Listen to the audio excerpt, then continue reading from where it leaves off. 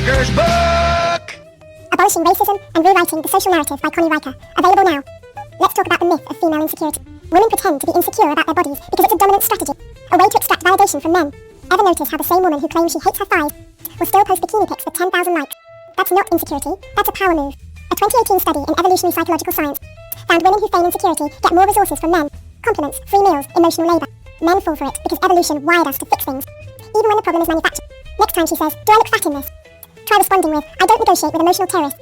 Watch how fast the insecurity vanishes. Post-structuralist feminism? More like post-truth feminism. Chris Whedon's theory claims gender is just a linguistic construct, as if biology bows to pronouns. Tell that to the 99.9% of women who still expect men to lift heavy boxes while they tweet about toxic masculinity.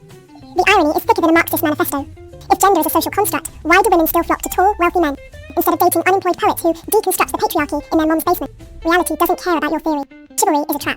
Women demand equality until a suitcase needs lifting. Then suddenly, traditional gender roles are back in style. A 2020 YouGov poll found 72% of women expect men to pay on first dates, but only 16% admit it's because they benefit from the double standard. Feminism didn't abolish chivalry, it weaponized it. Now men are expected to open doors. Kando, shut up about the wage gap myth. Pro tip. If she insists on splitting the bill, let her. But if she expects you to carry her luggage, invoice her for manual labour. Foucault called psychiatry a tool of oppression. Funny how that logic never applies to women weaponizing therapy. Speak to pathologise male behaviour. He's not assertive. He's narcissistic. He's not reserved.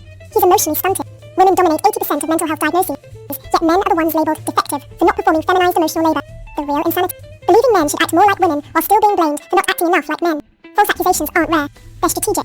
The National Registry of Exonerations reports 15% of rape accusations are proven false, and that's just the ones we can prove. Women know a single allegation can destroy a man's life, which is why it's the ultimate veto power. Ever seen a woman lose a debate and suddenly remember that creepy thing he said 5 years ago? Coincidence? Please. The legal system rewards female emotional dominance, and men pay the price. Retirement plan? Women demand men think ahead while divorcing them for their 401k. A. Journal of Marriage and Family. Study found women initiate 80% of divorces, and 90% of those women keep the marital assets. But sure, let's pretend men are the irresponsible ones. The real retirement plan? Avoiding marriage. Adorno fetishized reason because he couldn't win with facts. Postmodernists dismiss logic as oppressive when it exposes their contradictions. Try arguing with a feminist about the wage gap without her screeching. Patriarchy. It's like playing chess with a pigeon. They knock over the pieces, crap on the board, and strut away like they won. Here's a test. Watch how a man handles an annoying situation versus a woman. Men solve problems. Women weaponize emotion. A man stuck in traffic checks alternate routes. A woman stuck in traffic live tweets her oppression. One is adaptive. The other is performance art. AI as a political tool.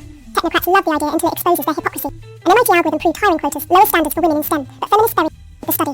Truth is, the real cancel culture. State-enforced reproductive fraud is legalized theft.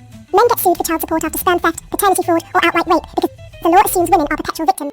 A 25 British Medical Journal study found 1 in 25 fathers unknowingly raise another man's child.